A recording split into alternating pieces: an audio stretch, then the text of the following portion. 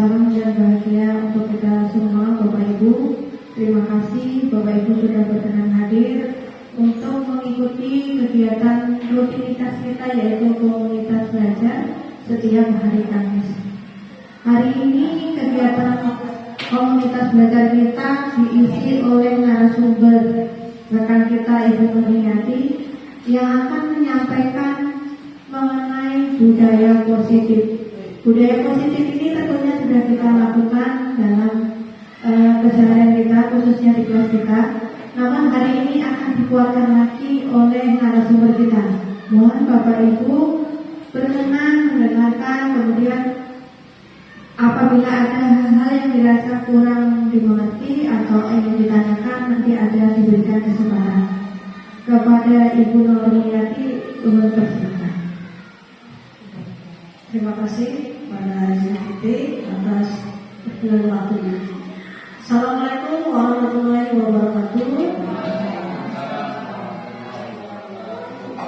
Bapak Ibu yang ulun hormati, terima kasih atas kesediaan Bapak Ibu meluangkan waktu untuk mengikuti kegiatan komunitas belajar kita hari ini. Hari ini kita akan membahas tentang budaya positif yang ada di sekolah. Budaya positif itu sebenarnya sudah kita laksanakan dalam kehidupan kita di sekolah sehari-hari. Namun mungkin saya di sini hanya sekedar mengingatkan kembali saja, karena saya yakin Bapak Ibu sudah melaksanakan ini di kelas-kelas Bapak Ibu sekalian. Budaya positif itu adalah nilai-nilai hal-hal yang positif yang kita laksanakan di kelas kita atau lingkungan sekolah kita. Nah, menurut Ki Hajar Dewantara, budaya positif itu adalah watak karakter yang merupakan pencerminan dari diri siswa atau kodrat yang mereka miliki dari lahir, yang mereka bawa dan bisa dijadikan budaya positif di sekolah. Ulun izin ke sebelah sini saja ya. Nah, budaya positif ini adalah karakter kita, karakter anak-anak kita, hal-hal yang baik yang mereka bawa dari diri mereka sendiri, punya mereka sendiri, dibentuk di keluarga mereka sendiri, mereka bawa ke pergaulan di sekolah. Hal-hal baik ini tentu saja mengandung nilai-nilai universal yang bisa diterapkan di sekolah kita. Budaya positif tentu saja mempunyai banyak unsur untuk bisa dikatakan terwujud menjadi sebuah budaya positif. Itu ada beberapa unsur-unsur pendukung.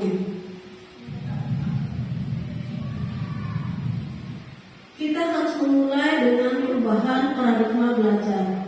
Paradigma lama mengatakan bahwa mungkin kurikulum lama itu siswa bukanlah pusat dari sebuah pembelajaran. Yang menjadi pusat dari sebuah pembelajaran pada waktu lampau adalah guru. Guru di situ menjadi senternya, sedangkan siswa hanya menjadi pengikut saja. Pada zaman dulu, guru memegang peranan yang sangat penting, di mana siswa hanya duduk diam, mendengarkan dan mengerjakan tugas. Itu zaman dulu. Sekarang dirubah paradigma belajar itu menjadi sebuah hal yang baru. Pembelajaran berpusat pada siswa atau student centered learning. Jadi guru itu kalau zaman dulu itu, kalau guru itu sangat diagungkan. Kalau sekarang itu ada bahasa baru, istilah baru, yaitu guru yang menghamba pada siswa. Menghamba di sini bukan berarti seperti seorang pelayan kepada rajanya, namun memberikan pelayanan prima kepada siswa. Siswa lebih banyak memegang peranan penting di kelas-kelas. Guru hanya sebagai fasilitator dan motivator saja. Guru masuk ke dalam kelas, kemudian akan menjelaskan hal-hal penting saja, pokok-pokok pembicaraan saja. Kemudian siswa akan baru berdasarkan pemahaman mereka, sehingga yang banyak bekerja di situ atau mempelajari hal-hal baru di situ adalah siswa. Kemudian disiplin positif. Ini juga termasuk dalam budaya positif.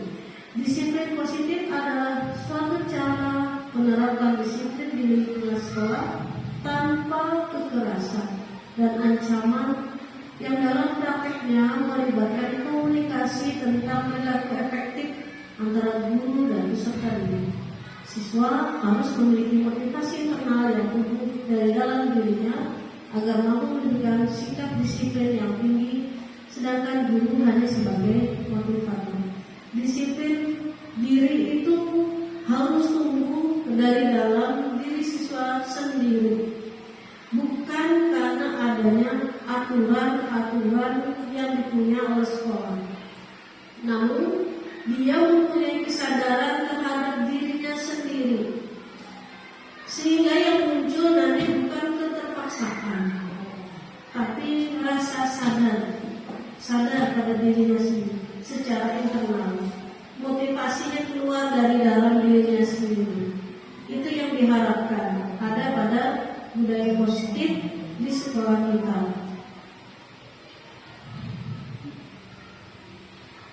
Motivasi perilaku manusia. Kadang-kadang seseorang melakukan sesuatu itu karena ada tujuan yang ingin dia capai. Misal kita mau bersedekah. Dalam diri kita mungkin banyak motivasinya. Ada yang ingin karena mengharapkan pujian, dilihat orang, apalagi kalau sedekahnya besar, berapa triliun misalnya, bersedekah, diekspos di media massa, padahal cek kosong. Ada motivasi seperti itu untuk mendapatkan pujian karena dilihat oleh orang banyak. Ada juga yang karena dia memang mengharapkan sebuah prestise atau kebanggaan, rasa bangga, rasa puas pada dirinya apabila dia bisa bersedekah melampaui tetangganya, melampaui orang lain. Namun ada juga karena dia ingin menghargai dirinya sendiri. Jadi motivasi orang dalam melakukan suatu perbuatan itu bermacam-macam. Dan di sini saya rangkum menjadi 3. Yang pertama, untuk menghindari ketidaknyamanan atau hukuman. Misalnya siswa di hari Senin memakai pakaian lengkap, seragam lengkap, karena dia takut dihukum. Jadi motivasi dia melakukan menaati peraturan sekolah seperti berpakaian dengan atribut lengkap itu karena dia takut untuk dihukum oleh gurunya atau ditertawai oleh teman-temannya. Yang kedua, motivasi dia melakukan hal tersebut adalah untuk mendapatkan imbalan atau penghargaan. Misalnya lagi siswa diiming-imingi oleh gurunya, "Ayo nanti kalau kamu bisa lari keliling lapangan dengan cepat, dengan target waktu 1 menit, akan Bapak kasih sebuah bola yang bagus." Lalu anak itu lari dengan cepat karena dia mengharapkan imbalan atau nilai yang bagus. Nah, itu berarti dia ada yang dia tuju untuk dia melakukan hal tersebut. Yang ketiga adalah kesadaran dia untuk menghargai dirinya sendiri. Saya berpakaian lengkap sesuai dengan peraturan sekolah, atribut lengkap, karena saya menghargai diri saya sendiri. Saya tidak mau membuat diri saya tercela misalnya. Saya tidak mau membuat diri saya menjadi olok-olokan orang lain atau disebut sebagai orang yang tidak taat atau seperti apa. Dia menghargai dirinya sendiri. Dia merasa dirinya pantas untuk berbuat seperti itu. Dia merasa mampu untuk melakukan hal itu. Dia menghargai dirinya sendiri. Nah, dari ketiga motivasi ini kita sangat mengharapkan diri kita dan anak-anak didik kita bisa memotivasi dengan tujuan yang ketiga ini sebagai bentuk penghargaan kepada diri kita sendiri. Kita datang tepat waktu, pulang tepat waktu, misalnya karena kita menghargai diri kita sendiri. Kita mengerjakan tugas sebaik-baiknya sebagai guru, kemudian kita juga berperilaku yang baik kepada murid-murid kita karena kita menghargai saya itu sama seorang guru yang menjadi teladan untuk orang banyak karena kita itu sebuah panutan. Guru itu adalah panutan yang melihat tidak cuma oleh rekan-rekan kita, murid-murid kita, tapi juga oleh masyarakat. Karena guru ini adalah sosok yang harus tampil sempurna, bagi tanda kutip ya, walaupun tidak ada yang sempurna di dunia ini, tapi di masyarakat itu harus seolah sempurna.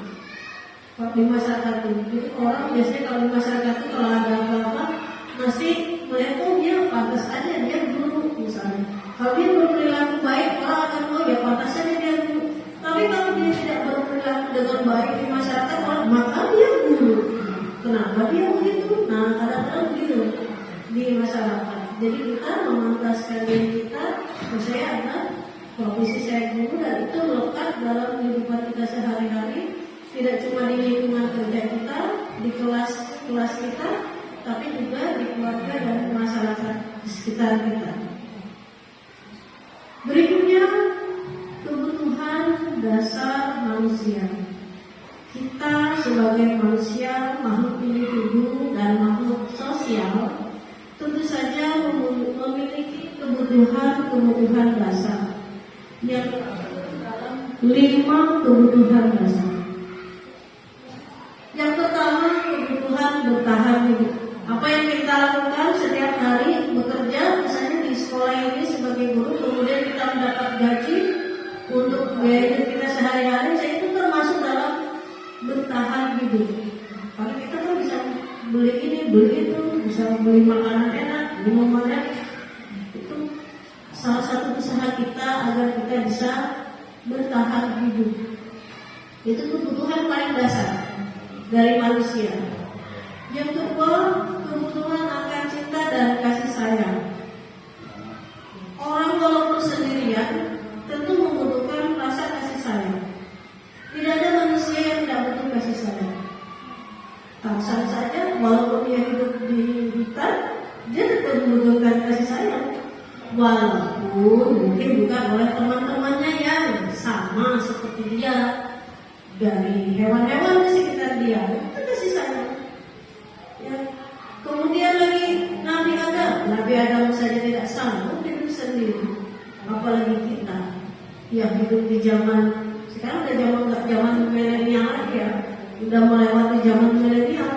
Kita membutuhkan orang itu dalam kehidupan kita sehari-hari. Rasa kasih sayang, rasa diperhatikan, rasa cinta kasih oleh murid-murid kita. Kita merasa kalau diperhatikan oleh murid itu senang sekali, diperhatikan oleh rekan kita senang sekali, diperhatikan oleh keluarga kita, lingkungan kita, itu merupakan salah satu tanda bahwa kita mempunyai kebutuhan tentang kasih sayang.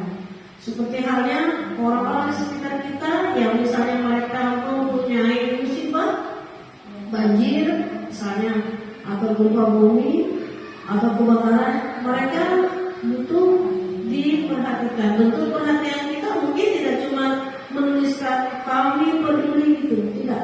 Tapi mungkin bisa langsung dengan sebuah bukti nyata yang kita santuni, kita bersumbangan atau kita bantu dengan tenaga kita dan kemampuan kita.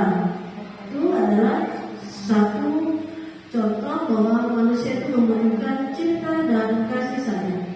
Berikutnya, kebutuhan penguasaan atau pengakuan akan kemampuan.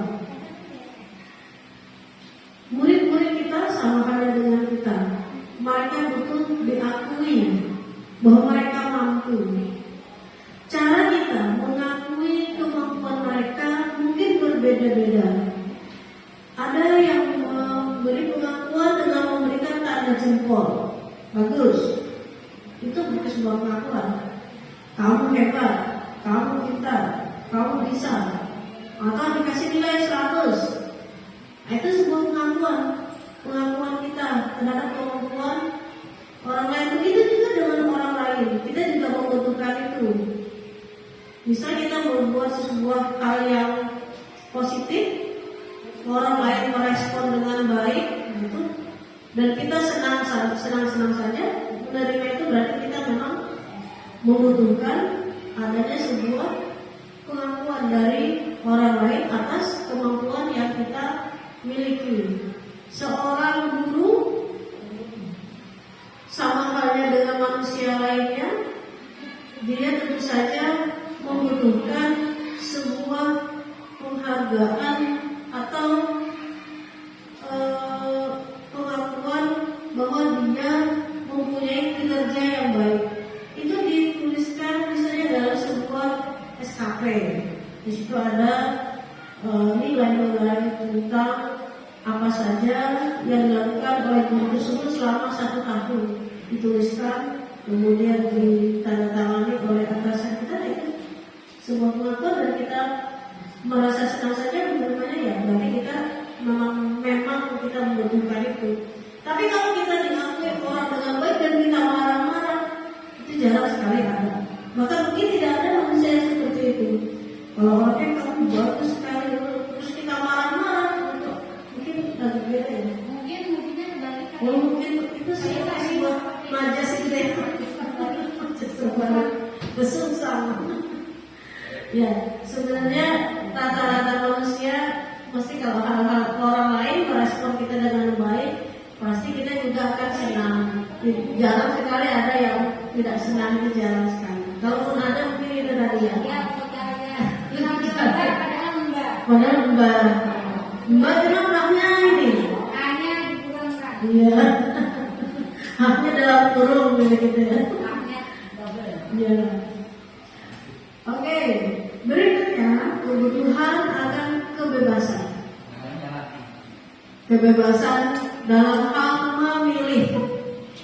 Kita sebagai diri kita sendiri, kalau misalnya ditanya mau minum apa, pasti kita boleh milih harapan kita.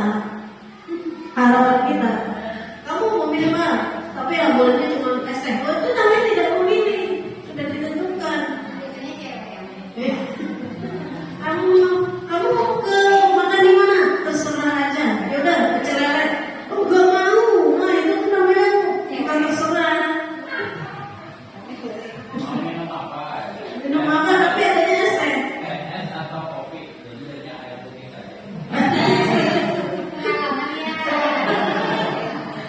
Bisa jadi. Memang kita tuh butuh kebebasan. Kalau ada yang tidak membebaskan kita, berarti dia mengekang kebutuhan kita. Ini ingatin bendahara. Konsumsi. Kita kadang-kadang seperti itu. Maunya apa, tapi kondisinya adanya seperti ini. Mungkin kayak kita ini, kalau boleh memilih, saya yakin kalau boleh memilih, kalau misalnya kata BGP, kegiatannya boleh diselenggarakan di hotel kita. Ini sosialisasi kita akan di hotel. Mungkin bisa nanti diajukan ya, nanti kalau pas ada guru pendamping mendatang, bisa nanti dibicarakan apa boleh sosialisasinya dengan guru-guru.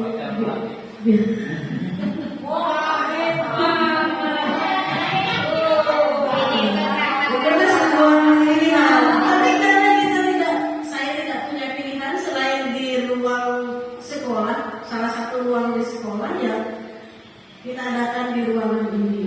Ya, kalau kita mau diberi pilihan, ya tentu saja kita akan memilih hal-hal yang menurut kita baik dan menguntungkan diri kita. Ruangan yang bagus, ber-AC misalnya, dengan sarana prasarana yang lengkap. Nah, kita tentu saja pilih. Tapi kita melihat keadaan diri kita dan menyesuaikan. Ya, itu tentang kebebasan. Berikutnya, kebutuhan akan kesenangan. Semua orang pasti mau senang. Tidak ada manusia yang mau susah. Tidak ada. Pasti semuanya mau yang senang-senang. Kalau bisa guru itu saya ngajarnya 2 jam pelajaran. Kalau bisa, ya kan? Pokoknya hal-hal yang menyenangkan diri kita itu pasti kita mau pilih. Karena itu kebutuhan kita. Kita butuh bersenang-senang. Kita kerja dalam seminggu sebanyak 37,5 jam dalam 1 minggu. Maunya kita ya akhir minggu, maunya kita, ya kan? Mau saya kumpul keluarga, saya jalan-jalan, saya mau traveling, saya mau pilih. Istirahat jam 12 sampai jam 2. Bisa kita atur. Iya, karena kita tidak punya pilihan tentang jam kerja kita, tidak 7,5 jam per minggu. Tapi kita maunya akhir minggu itu tidak ada cucian, tidak ada yang kotor di rumah, tidak ada sekalian numpuk, tidak. Karena kita butuh bersenang-senang. Kan itu tadi itu. Iya. Dia masukkan laundry, masukkan Masuk ke mesin cuci itu tuh, jangan dibuka, Jangan. sampai dari sini. Iya. Itulah yang saya Setrikaan jangan ditaruh. Setrikaan tuh sebenarnya setrikaan tuh kayak orang menikah tidak berKB. Semakin dibiarkan semakin beranak pianak. Banyak sekali cucian, banyak sekali setrikaan. Iya, kita maunya kalau akhir minggu bersenang-senang itu baru kebutuhan dasar kita. Memang jangan marah kalau ada teman kita yang sukanya traveling. Nah, itu kan kebutuhan. Jangan juga julid dengan teman kita yang sukanya shopping. Biarkan saja. Mungkin dia memang butuh itu. Jadi kebutuhan rasa senang di kita itu berbeda-beda. Ada orang yang merasa senang kalau dia belanja. Ada orang yang merasa senang kalau dia jalan-jalan. Ada orang yang merasa senang, cukup senang kalau dia sudah bisa tidur saja seharian, itu menyenangkan dia. Itu beda-beda. Tapi pada dasarnya manusia itu memang butuh kesenangan. Nah, begitu juga dengan murid-murid kita. Murid-murid kita itu juga butuh kesenangan karena dia juga manusia. Sekali-kali ajaklah murid-murid kita untuk bersenang-senang. Mungkin dengan menyanyikan lagu di sela-sela pembelajaran kita, mungkin kita bisa kasih kuis-kuis yang ringan yang membuat mereka sedikit melupakan materi yang susah tadi. Mungkin bisa juga kita mengajak murid kita untuk istirahat sebentar di kelas, biar mereka tenang dulu dengan misalnya memberikan mereka sebuah ice breaking. Jadi pada dasarnya agar otak tidak pulang, agar ada jeda sebentar, agar ada istilahnya mindfulness. Nah, saya belum belajar itu, tapi sekilas ada mendengar tentang mindfulness. Dengan teknik stop sebentar, kemudian gimana berarti?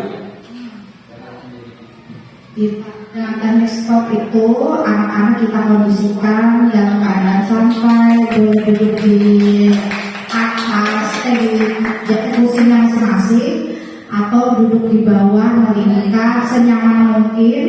Terus kita mainkan musik.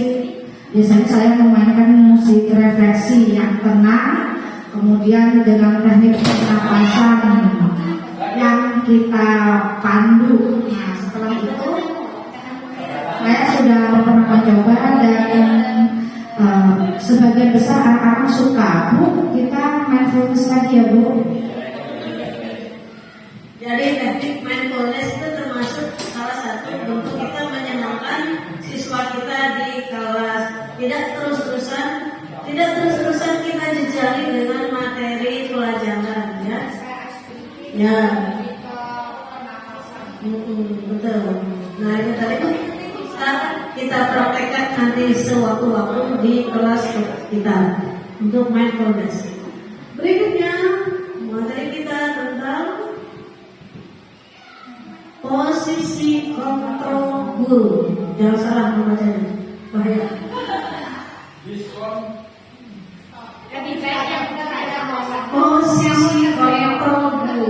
Kita sebagai guru, profesi kita sebagai guru itu mempunyai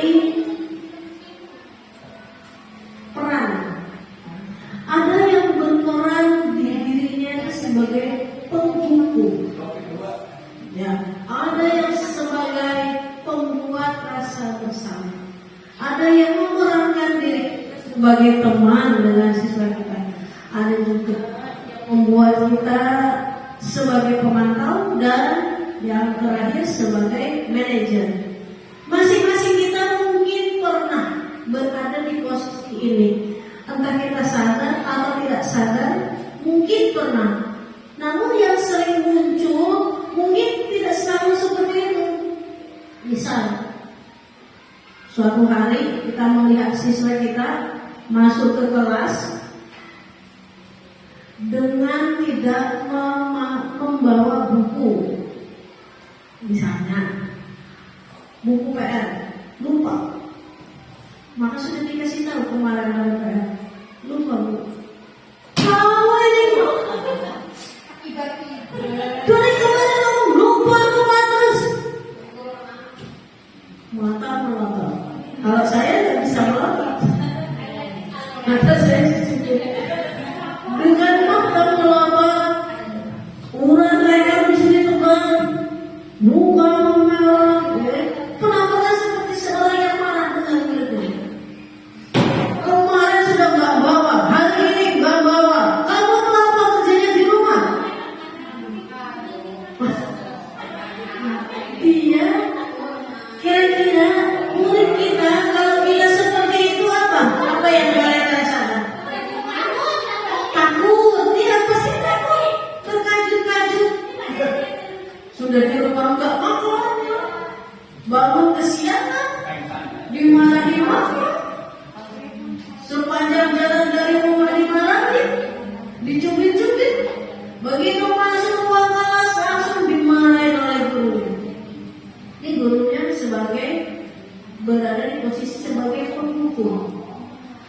Kalau gurunya ini memberikan hukuman, mungkin maksud gurunya ini memberikan hukuman dengan tujuan agar muridnya ini tidak melakukan kesalahan yang sama besoknya. Harapan gurunya ini setelah saya marahin dia cerah, besok nggak kayak gitu lagi. Padahal tipe guru yang seperti ini dia memberikan efeknya itu cuma sementara saja, sementara saja. Besoknya kayak gitu lagi, minggu depan ya begitu lagi. Kenapa? Karena tidak ada rasa kesadaran dari diri si murid itu. Dia cuma takut-takut aja sama gurunya. Apalagi kalau misalnya gurunya wah langsung. Berapa miliar satu? Nah, betul. Sekali diginikan saja berapa ini? Sel-sel otak yang betapa hancur.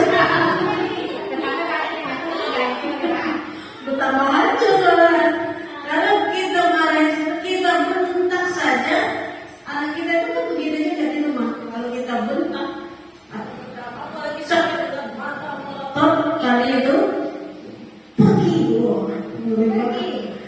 Saya coba kamu dari kartu keluarga, wah apalagi.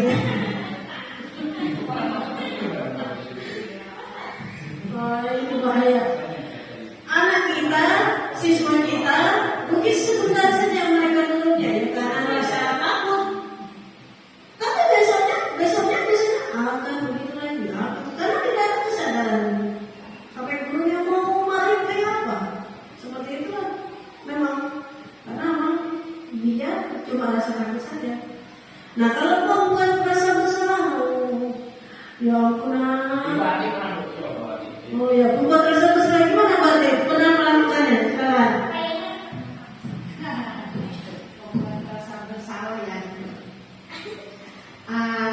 Kebetulan nih ada kebiasaan yang terlambat datang. Nah, terlambat datang pada saat kegiatan pembiasaan pagi. Ayolah cepat. Nah, kasih ke sana, nanti ibu kalau misalnya kamu nggak cepat-cepat kelas kita mungkin bisa dimarahi atau nanti ibu ditegur sama kepala sekolah karena kelas kita itu selalu terlambat dalam pembiasaan. Jadi seolah-olah kita itu membuat anaknya merasa bersalah dengan kita, karena kalau dia terlambat terus nanti gurunya ini tadi wali kelasnya akan ditegur atau dimarahi oleh kepala sekolah atau orang yang lebih tinggi dari wali kelasnya, begitu tingkatannya.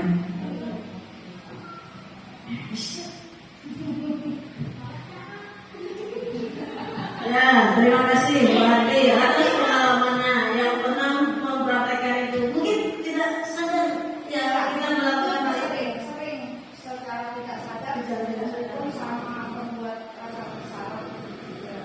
kita benar-benar tidak sadar melakukan hal itu. Cuma kadang kita nggak tahu peran saya itu apa, cuma pernah aja kayak gitu. Mungkin saya juga pernah aja yang aku dengan muka mengelas, biar murid kita kasihan sama kita ya kan. Ayo nang cepet. Ya, masa kamu tiap Senin dihukum sana terus, gak kasihan kan? Iya, nah itu makanya. Iya, saya sadar ya. Jadi kita membuat seolah-olah agar murid kita ini kasihan dengan kita gitu. Kasihannya ibu guruku gara-gara aku nih, ibu guruku jadi sampai masalah gitu. Nah, dan itu juga sebenarnya kurang efektif, ya, kurang efektif itu sebagai budaya positif di sekolah. Karena kita belum punya sia-sia, bukan sia-sia, tapi kurang positif, bukan efektif aja kita melakukan itu. Karena saja nanti akan terjadi lagi. Karena mereka cuma karena ini guru saya aja nih, gitu, nah saya begini nih kayak guru saya aja. Tapi bagi murid yang nggak kasih aku bodo amat. Nah, sekarang ya namanya siswa kita.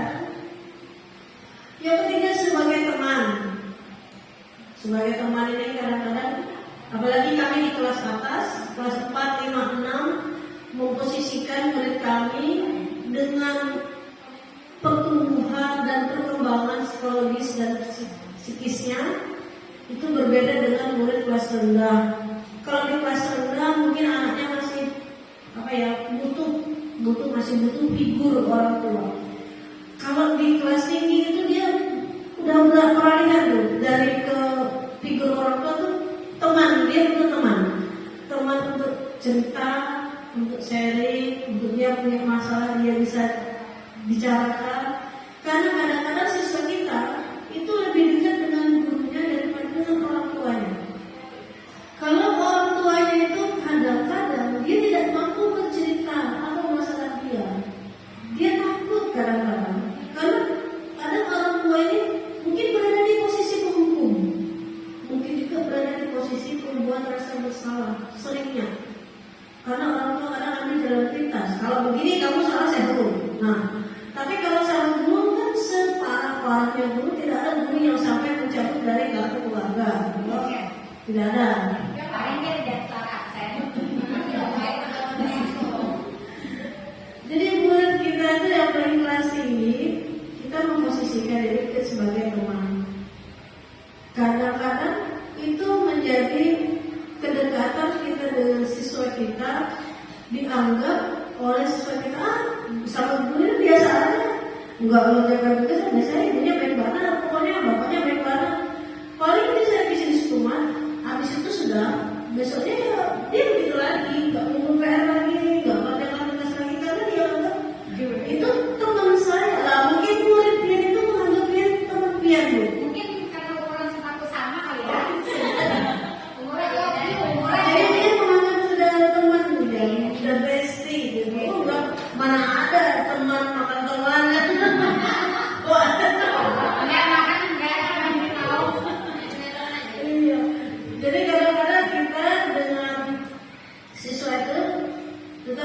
bisa memposisikan walaupun kita dekat dengan siswa kita, tapi bisa cara mengkomunikasikannya dengan baik ya.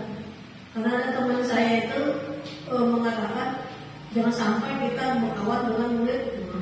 Kenapa? Karena nanti kita akan diinjak-injak oleh murid. Sebenarnya tidak apa-apa kita berteman dengan murid, namun cara komunikasi kita saja yang harus kita jaga.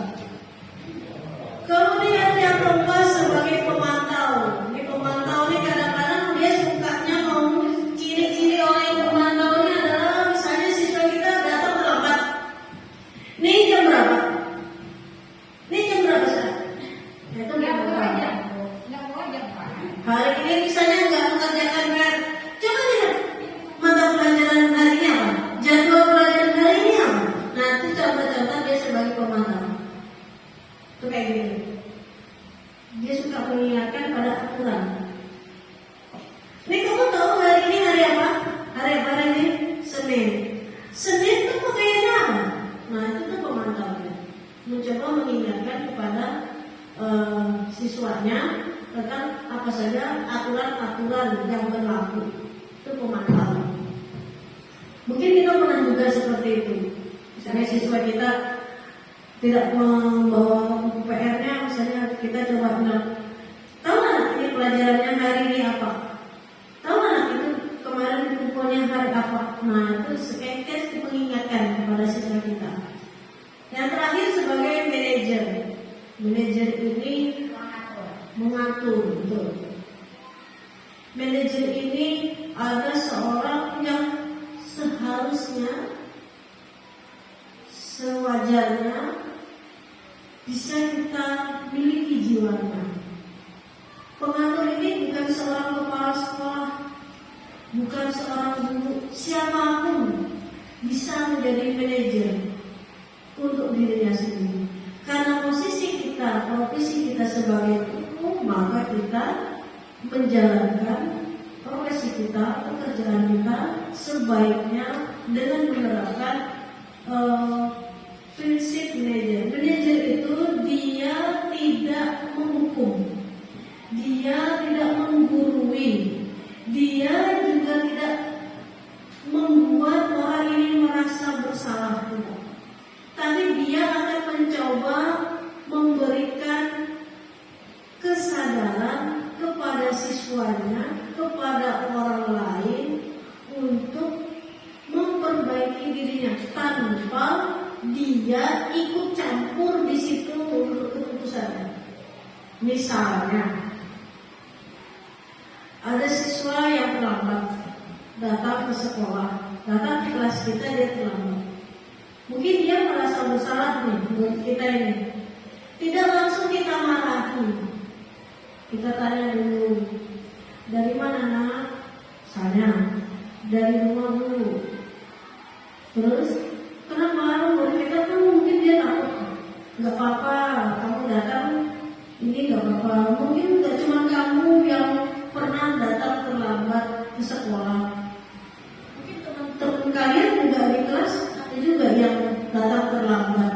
Jadi kita coba menetralkan dulu emosinya. Yang tadinya mungkin dia agak takut. Ibu juga dulu pernah terlambat. Itu wajar. Iya, kita bilang aja ibu dulu juga pernah terlambat, tapi itu wajar. Kemudian kita mencoba lanjutkan lagi dengan berikutnya. Nah, ingat nggak dengan makanya itu kemarin kan kita bikin kesepakatan kelas, mungkin biar-biar di kelas kita sudah membuat kesepakatan kelas. Ingat nggak keyakinan kelas kita? Salah satunya adalah tentang disiplin untuk masuk kelas, datang.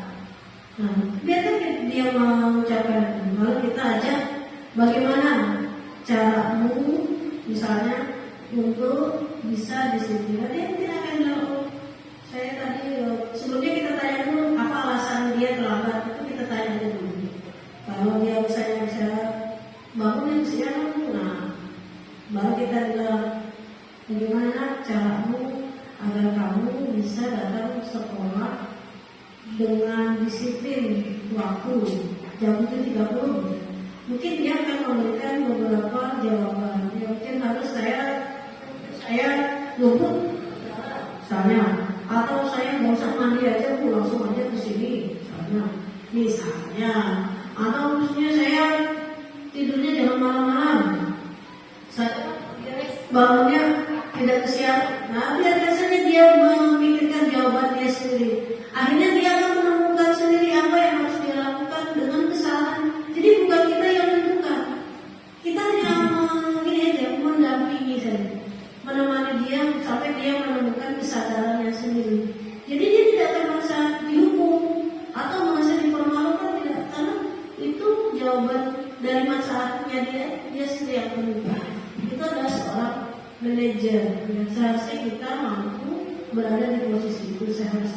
Sebaiknya nilai manajer itu mampu sering kita tampilkan dalam kehidupan kita, dimanapun kita berada. Seharusnya seperti itu. Berikutnya tentang segitiga restitusi. Nah, ini berkenaan dengan posisi kita sebagai posisi kontrol hubungan. Sebagai manajer ada panduannya dengan menerapkan sebuah segitiga restitusi.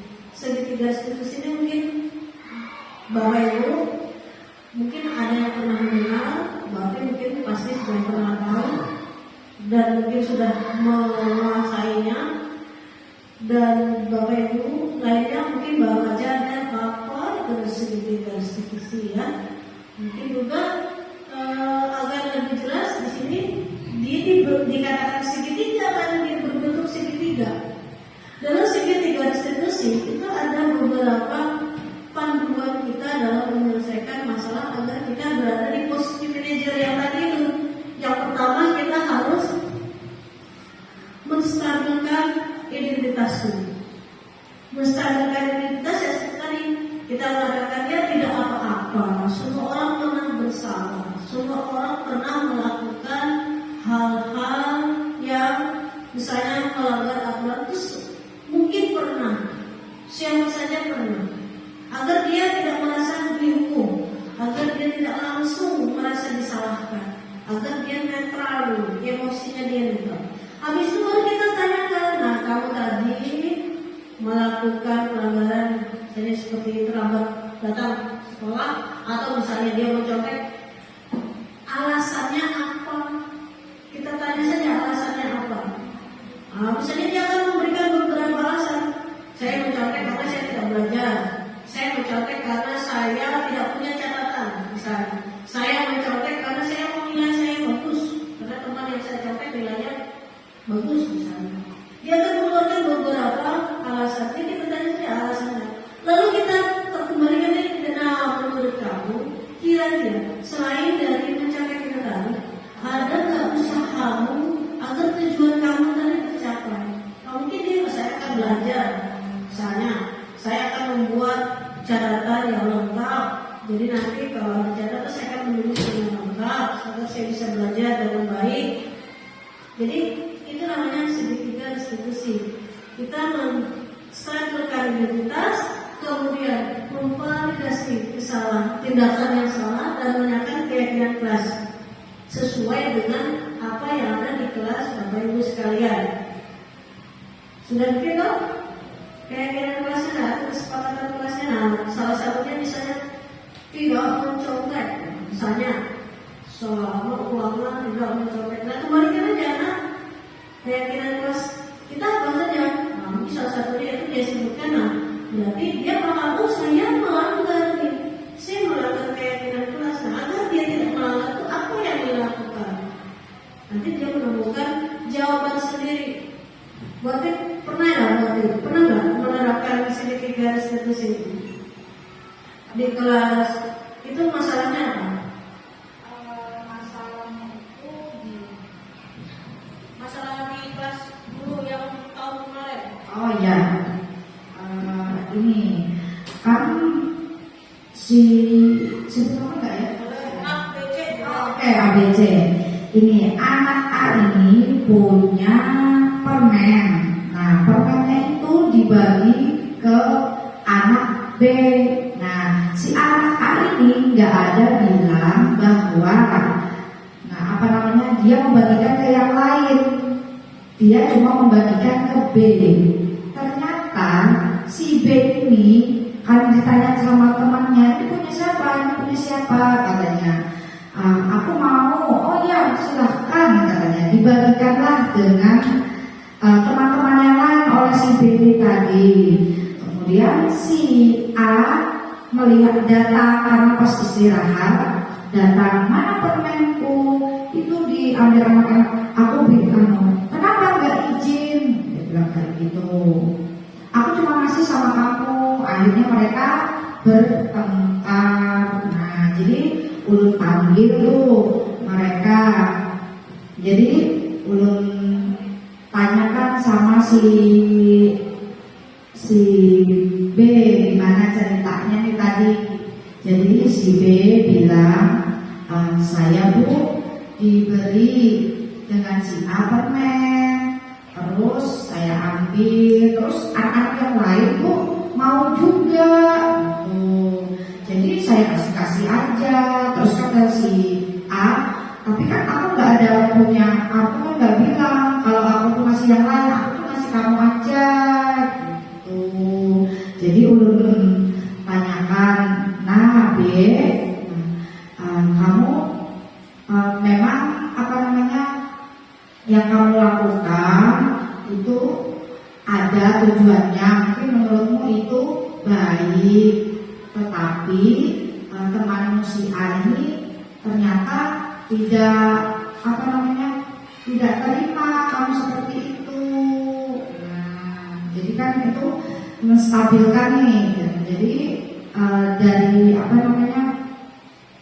dari yang kamu lakukan tadi, itu ternyata membuat si temanmu yang A itu tidak suka. Oh iya Bu, ya saya sama teman-teman yang lain Bu minta. Ya, memang yang lain minta, tetapi kamu ingat apa pesan dari temanmu yang A tadi? Ini Bu, ingat. Iya sih Bu, saya salah, dia bilang begitu. Nah terus kalau kamu sadar, apa yang kamu lakukan, apa sesuai nggak sama keyakinan kelas kita yang sudah kita sepakati, kita buat bersama-sama? Enggak sih Bu, ya itu sebenarnya saya ini senang dikasih permen karena teman-teman juga tadi minta Bu. Ya, saya kan nggak tega juga, soalnya mereka minta.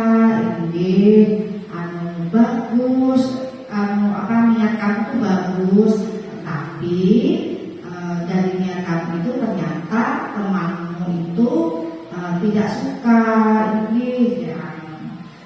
Jadi apa yang kamu lakukan setelah ini? Kata ulun. Maaf ya A, gitu. Maaf ya A, gitu. Terus mereka bersalam gitu. Ya berarti kita tetap harus melakukan itu. Tidak ada rasa, dia merasa terkepung nggak setelah dia tangani dengan karena dia merasa dia itu merasa apa tindakan dia itu, atau dia sadar bahwa tindakan dia itu ternyata merugikan temannya dan dia melanggar kesepakatan sih, karena memang mungkin yang A ini tidak memberitahu bahwa tidak boleh diberikan ke lain-lain gitu. Tapi kan ada amanah bahwa aku ngasih kamu gitu. Iya, berarti akhirnya ada kesadaran dari dirinya sendiri. Ya. Memang seperti itu ya, akhirnya tidak akan terjadi perselisihan atau masalah yang lebih panjang kalau kita ini dengan sesuai segitiga. Mungkin kita kadang nggak tahu apa tahapan apa, tapi itu ternyata ada ilmunya. Padahal mungkin kita di kelas sudah melaksanakan seperti ini. Oke, berikutnya keyakinan kelas. Nah ini tadi Segitiga institusi ini tidak akan terlaksana apabila di kelas kita tidak ada kesepakatan atau keyakinan kelas. Karena di akhir itu ada tahapan untuk menanyakan keyakinan kelas.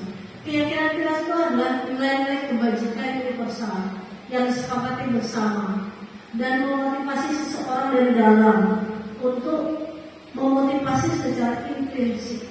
Keyakinan kelasnya akan menciptakan suasana positif di lingkungan kelas atau sekolah. Ya, karena dalam nilai-nilai kebajikan itu tidak peduli agama, suku, bangsa, atau semuanya pasti punya nilai-nilai kebajikan atau nilai-nilai kebaikan yang bisa kita sepakati di kelas kita yang disebut dengan keyakinan kelas.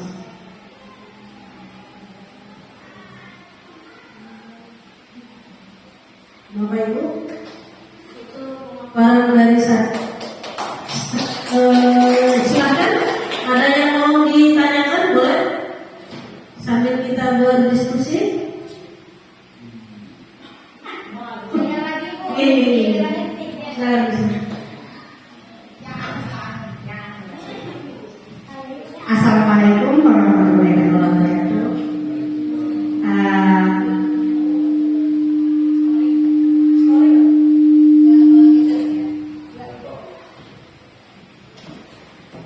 Melihat pemaparan dari Ibu Nurmi yang luar biasa tadi, pertama-tama saya mengucapkan terima kasih karena menambah wawasan. Hanya saja ada sedikit yang ingin ditanyakan. Saat kita mengajar, bolehkah kita memberikan penghargaan kepada murid, baik itu berupa verbal maupun penghargaan berupa hadiah? Apakah itu tidak akan merusak kebiasaan baik, ataukah itu termasuk kebiasaan yang baik? Karena itu sering dilakukan, tapi mungkin tanpa kita sadari kita tidak tahu apakah itu baik atau tidak. Jadi mohon penjelasannya. Terima kasih. Terima kasih Bu Erna. Pemberian penghargaan yang diberikan di kelas kita sebagai wali kelas, sebenarnya penghargaan itu kalau kita lihat sepintas adalah hal yang baik. Namun kadang-kadang penghargaan itu bernilai tidak baik juga. Penghargaan yang diberikan oleh seorang guru kepada muridnya kadang-kadang membawa beberapa efek. Yang pertama, siswa akan merasa dia melakukan sesuatu itu karena motivasinya untuk penghargaan saja. Oh, saya harus mampu nih mengerjakan tugas yang diberikan oleh guru saya karena nanti saya dapat hadiah. Misalnya kita mau, nah kalian silakan buat sebuah cerita tentang, misalnya tentang teks eksplanasi fotosintesis misalnya. Nanti bagian yang bagus akan ibu berikan duit 100.000. Lalu anak-anak akan bersegera mengerjakan dengan sebagus-bagusnya. Lalu ada yang bagus, lalu oleh gurunya diberi penghargaan berupa uang. Berikutnya gurunya, nah kerjakan ini, tapi untuk kali ini ibu tidak memberikan penghargaan uang misalnya. Lalu anak-anak ngapain bikin bagus-bagus, tidak ada imbalannya, sembarang.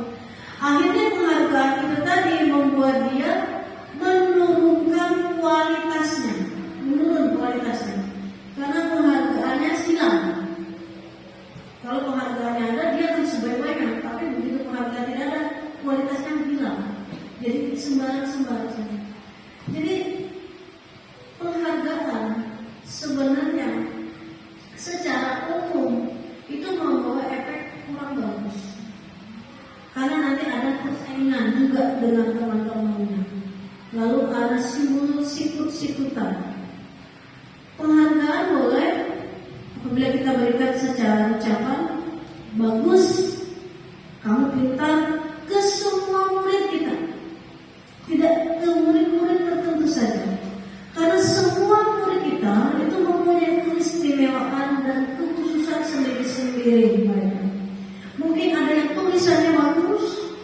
tapi dia tidak bisa mengarang. Ada yang mengarang dengan bagus, tapi hurufnya K sama H nggak bisa dibedakan. Ada yang tulisannya bagus, ininya karangannya bagus misalnya, tapi dia masih salah-salah. Baru R-nya hilang jadi baru, dia masih salah. Sebenarnya tidak apa-apa. Jadi kalau penghargaan itu diberikan, ada beberapa efeknya. Jadi ada dia akan mempunyai rasa persaingan dengan mereka. Lalu kalau persaingan dia kalah, yang kalahnya akan kecewa, akan sakit hati. Yang menang, ya tentu saja dia senang. Kemudian apa lagi? Akan menurunkan kualitas dari apa yang dikerjakan, atau tugas yang dikerjakan oleh murid. Yang penghargaan itu diberikan verbal atau ucapan, tapi dengan catatan kita berikan ke semua murid-murid kita. Karena kan kita sebagai guru tidak perlu pelit dalam memberikan penghargaan berupa ucapan. Semua siswa kita adalah anak-anak yang istimewa. Begitu Ibu Irna, dan bisa dipahami. Nih, silakan Bu Ati.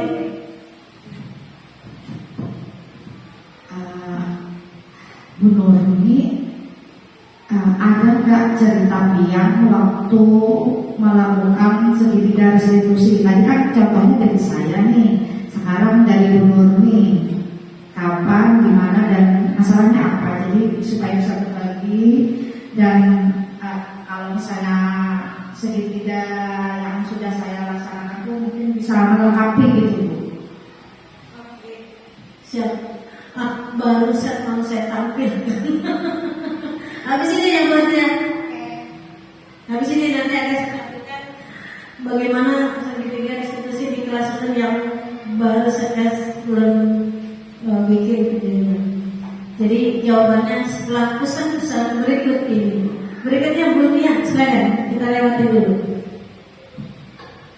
Terima kasih Bu Nurmi atas kesempatannya. Tadi kan Pen sudah menjelaskan panjang lebar tentang budaya positif dan unsur-unsurnya. Saya minta penjelasannya dari Bu Nurmi bagaimana menerapkan budaya positif tersebut di kelas. Terima kasih. Oke, terima kasih. Budaya positif ini memang kita punya, semua sekolah itu punya, semua keluarga itu juga punya, di rumah pun ada. Budaya positif itu nilai-nilai baik, nilai-nilai baik yang diterima secara universal, tidak peduli di agamanya apa, sukunya apa, itu semua benar. Misalnya tentang gotong royong, kayaknya di agama manapun gotong royong itu ya memang bagus, tidak Islam saja, tapi agama lain juga bagus. Lalu bagaimana menerapkannya di kelas-kelas kita? Nah, tadi saya sudah menjelaskan tentang adanya keyakinan kelas. Budaya positif ini berawal dari adanya keyakinan kelas dulu yang kita bentuk di kelas kita. Kita jelaskan kepada siswa kita apa saja nilai-nilai baik. Nah, nanti begini bagus, kerjasama, ya bagus, kebersihan, ya bagus, disiplin, bagus, gotong royong, bagus, religius, bagus, ya. Nah, sekarang mereka akan menuliskan apa saja kelas impian yang akan mereka maui di kelas itu. Nanti mereka tulis kelas tidak kotor misalnya, membuang sampah sembarangan misalnya, mengerjakan tugas dengan baik, tidak boleh mencontek. Itu kan masuk nilai kebajikan. Nah, kita terapkan dulu itu, kita pahamkan dulu murid-murid kita tentang nilai-nilai itu, baru nanti kita sepakati di kelas itu sebagai sebuah keyakinan kelas. Itu dulu yang harus kita kerjakan dulu. Kita harus membuat kesepakatan kelas untuk menjadi sebuah keyakinan yang dimiliki di kelas ini. Setelah itu, nanti setiap ada siswa kita yang berbuat pelanggaran, kita ingatkan kembali dengan keyakinan kelas yang mereka tuliskan itu. Nah, kita kembalikan ke situ. Nanti dia, saya melanggar ini. Apa yang kalau kamu melanggar ini, harusnya kamu bagaimana? Lama-lama akan muncul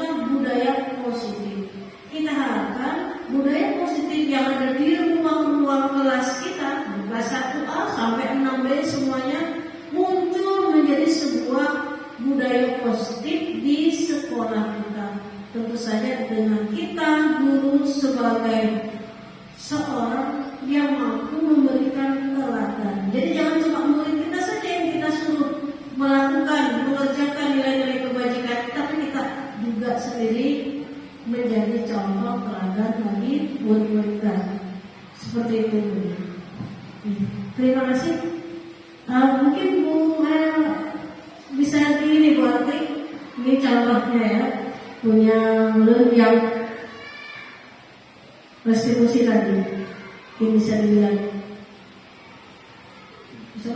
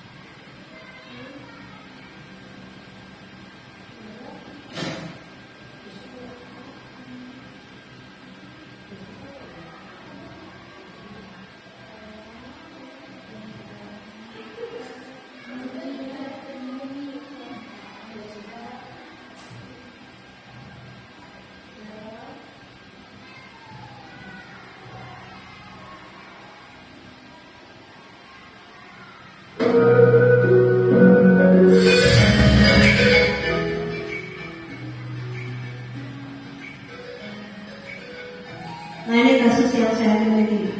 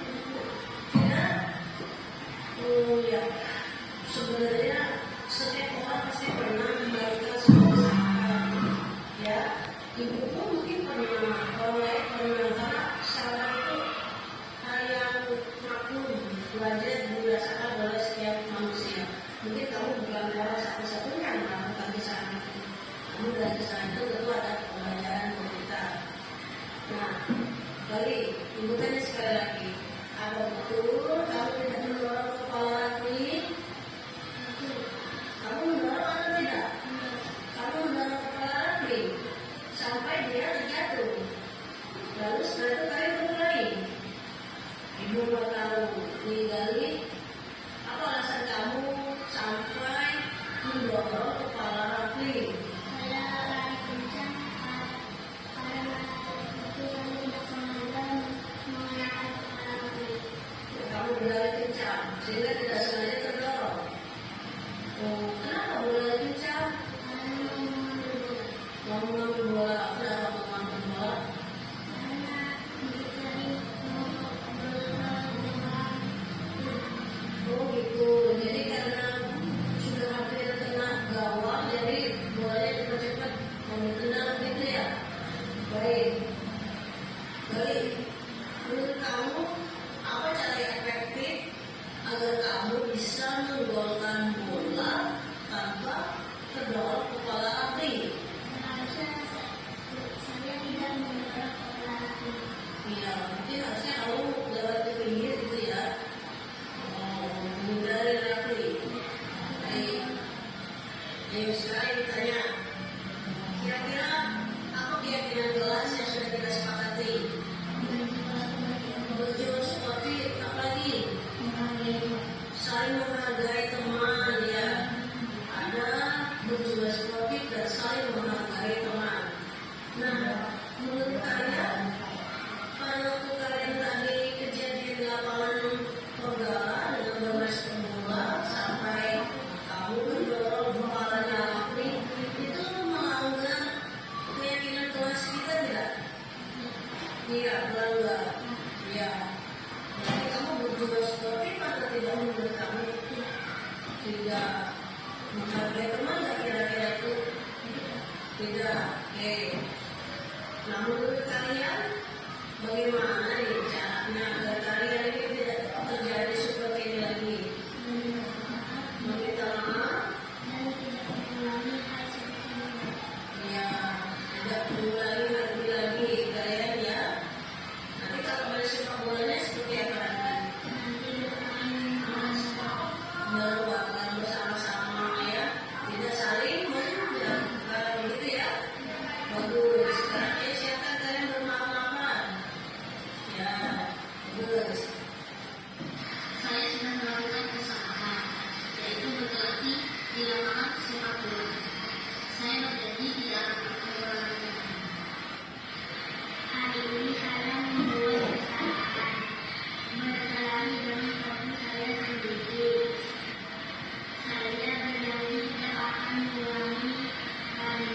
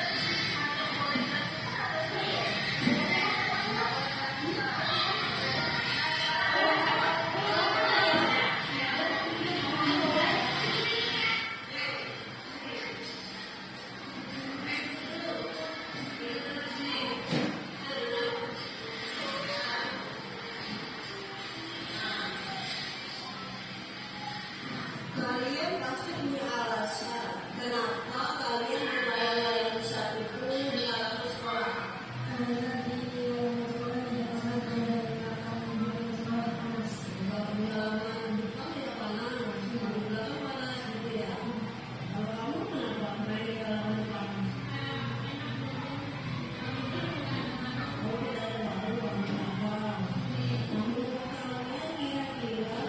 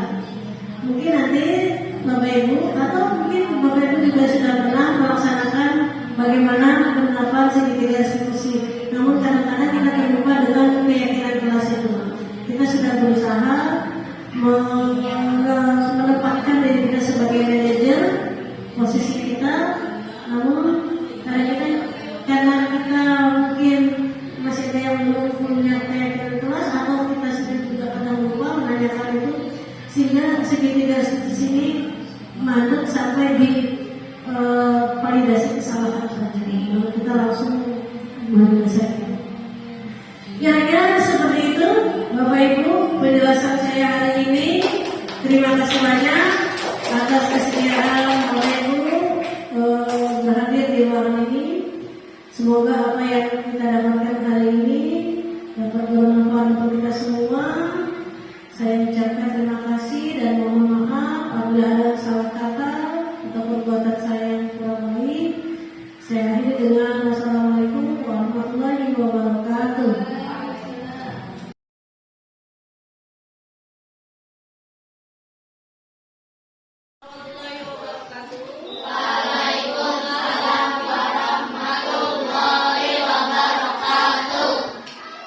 Hari ini gimana kabar kalian? Sehat? Hari ini kita sebelum memulai pembelajaran kita di awal tahun ajaran baru, kita akan membuat sebuah keyakinan keras. Nah, sebelum kita membuat keyakinan keras, kita juga akan membuat sebuah kesepakatan kelas ini.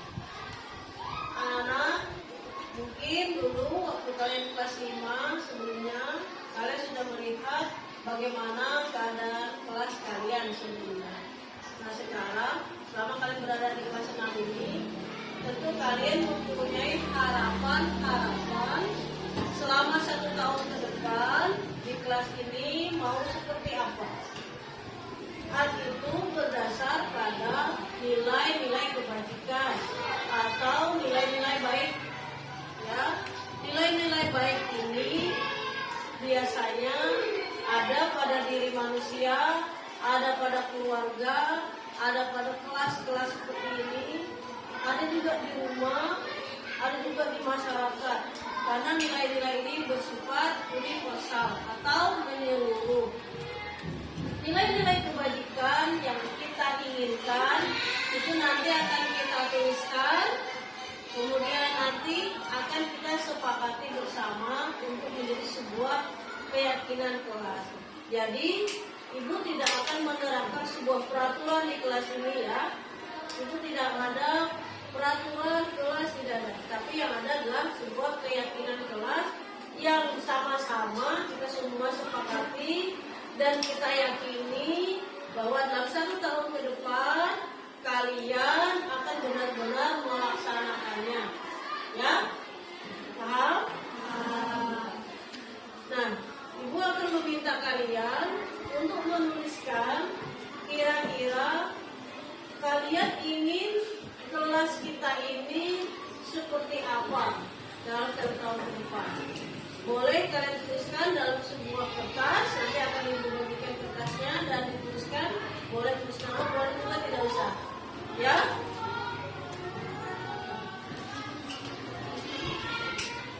Dibagikan ya. Silakan siapkan alat tulis kalian.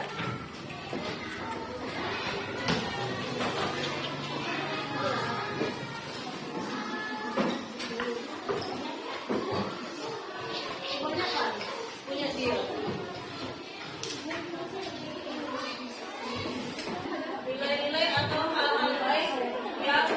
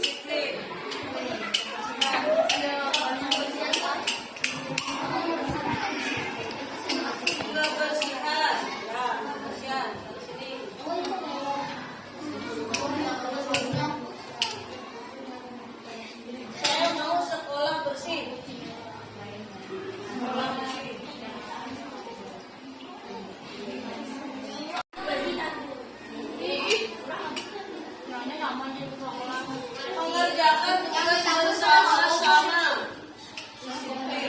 Mengerjakan tugas bersama-sama. Apa berarti? Bergotong royong. Yang piket harus bertanggung jawab. Piket bertanggung jawab.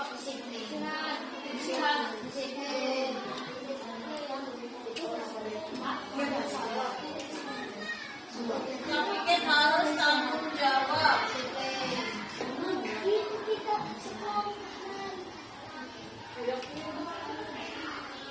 Yang piket harus bertanggung jawab membersihkan kelas. Nah, ini adalah hasil dari harapan-harapan kalian. Ada banyak harapan-harapan kalian. Itu kategorikan dalam 4 kategori ya di situ ya. Yang ini tentang sopan santun. Sopan santun. Kita tidak boleh berkata kasar, tidak boleh mengejek temannya, tidak boleh ribut, tidak boleh. Nah, kemudian ini tentang kebersihan. Rupanya yang mau kebersihan ini banyak sekali ya. Dilihat dari sini 2, 4, 6, 8, 10, 12, ada 12. Berarti kalian semua menyukai kebersihan. Nah, tapi jangan suka aja, juga dilaksanakan. Kalau ini tentang disiplin, ya baiklah disiplin. Yang ini tentang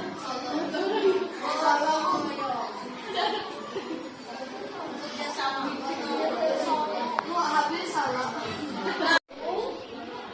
Akan kita buat sebagai sebuah keyakinan kelas.